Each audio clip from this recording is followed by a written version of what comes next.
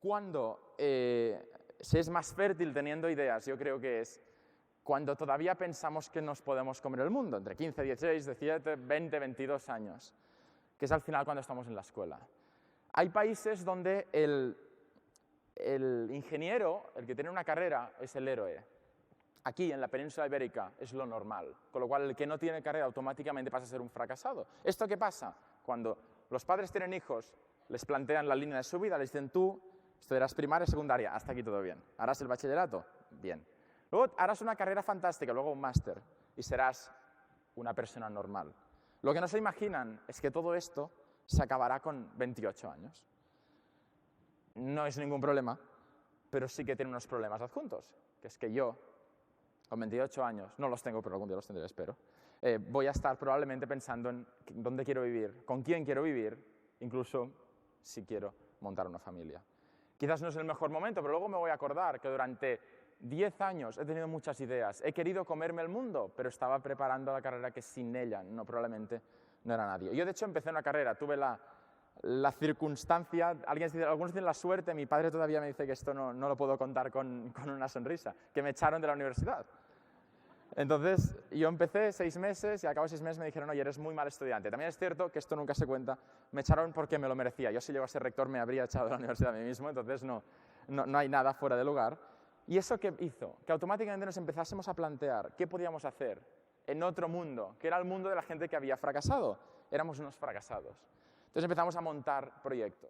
Tuvimos la suerte de que todos los proyectos que montamos uno tras otro, proyectos en Internet, porque no nos engañemos, Internet es el lugar más fácil para montar cosas, por una razón muy sencilla, es gratis.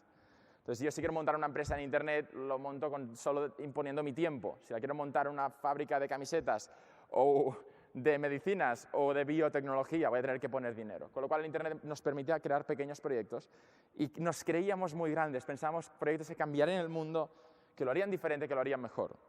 Fracasamos en todos. Esto es una suerte. Porque al final, lo bueno que teníamos es que nos lo tomábamos con cierto humor. Que al final veíamos que el proyecto de más éxito que había tenido tenía 23 usuarios, de los cuales, echando cuentas, conocíamos a 19. Entonces, al final no era del todo un éxito. Entonces, nos dábamos cuenta de que eran fracasos. Y nos gustaba, porque de cada uno aprendíamos algo. Así que al final, con un tono de humor, el servidor donde teníamos todos los proyectos, que está en mi casa conectado a Internet, le cambiamos el nombre. Tú, cuando tienes un servidor, le pones un nombre, lo que se llama un hostname. Se llamaba Fracasos. Así que cada virtual proyecto era Fracaso 1, Fracaso 2, y antes de empezar ya se llamaba Fracaso 15. El proyecto iOS fue el Fracaso 16. Aunque luego abrimos un nuevo servidor que se llama Éxitos y pasó a ser el Éxito 1 después del Fracaso 16. Pero durante esos 15 proyectos que empezamos, nos dimos cuenta de algo muy peculiar, que era que intentábamos cambiar el mundo de los demás. Es decir, cuando nos planteamos cuál era la mejor manera de emprender, miramos a los demás, ¿qué problemas tienen? Eso es como decir, somos perfectos, nosotros no tenemos ningún problema. Ahí nos dimos cuenta que mientras estábamos intentando solucionar todos los problemas que tenían todas las personas que conocíamos, no pensamos en nosotros y por eso nunca triunfaban, por eso nunca funcionaban, porque intentábamos imaginar los demás cómo pensaban.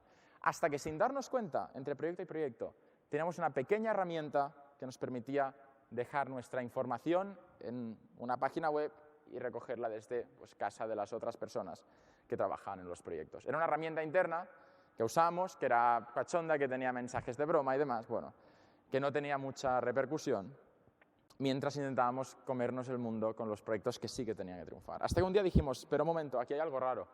La herramienta esta, que no tiene nombre, tiene más usuarios que el proyecto que más ha triunfado, que tiene los 23 usuarios de los cuales conocemos la mayoría. Porque la gente que nos conocía nos iba pidiendo, ostras, esto que tienes para dejar información, hazme una cuenta, que es curioso, que yo lo voy a usar. Cuando esté en la universidad voy a trabajar, voy a subir un documento y cuando llegue a casa lo voy a bajar. Así que nos dimos cuenta, oye, pero si esto es un proyecto en sí, pero qué raro, aquí no solucionamos ningún problema de nadie, nos es útil a nosotros. Así que decidimos publicarlo como un proyecto entero.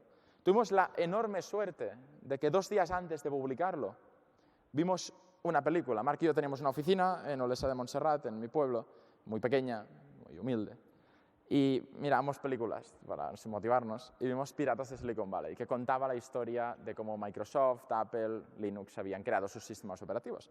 Dijimos, anda, esto que vamos a publicar dentro de un par de días cuando acabemos de arreglar un par de errores. En vez de verlo como un proyecto entero de deja tus archivos, podemos ser más ambiciosos. Vamos a plantearlo como el 1% de un proyecto muy grande, que es crear el sistema operativo del futuro. Así que lo publicamos y fue un fracaso enorme, el fracaso 16.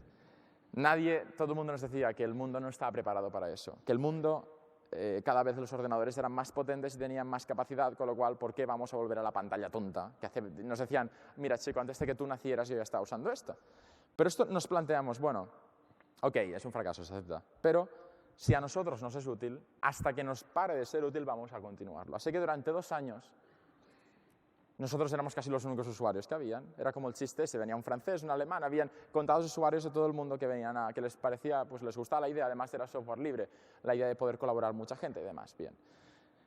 Al cabo de 2 años, de un día para otro cambió un detalle, que es que alguien en Estados Unidos publicó un informe que decía el futuro de la tecnología se llama cloud computing y consiste en poder trabajar desde cualquier lugar del mundo con cualquier dispositivo. Así que empezaron a aparecer empresas americanas, empresas con muchos recursos. Yo me acuerdo, cuando realmente el proyecto pues, empezó a funcionar, apareció cierta competencia. Un proyecto se llama UOS, hecho desde Estados Unidos, por ingenieros del MIT, con unos cuantos millones de dólares de financiación.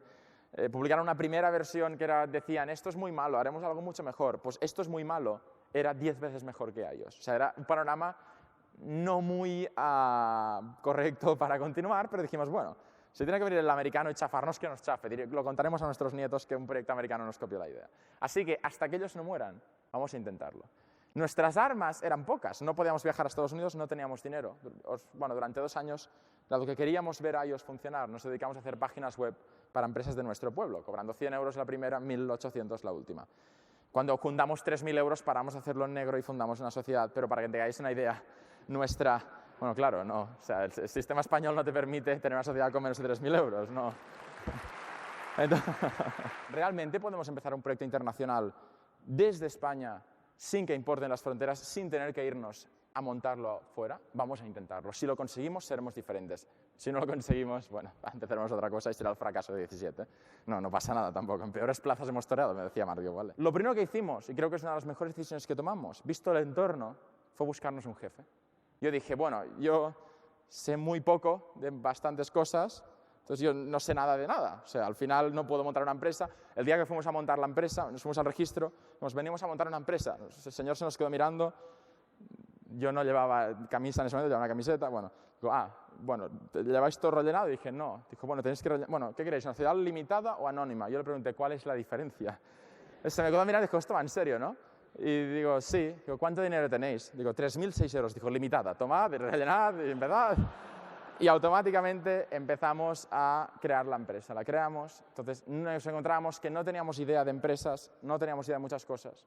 Teníamos que seguir formándonos, pero necesitábamos a alguien que lo pudiera dirigir. Así que encontramos a Paul Watin, que era francés, había creado EasyNet, una compañía en Francia muy grande.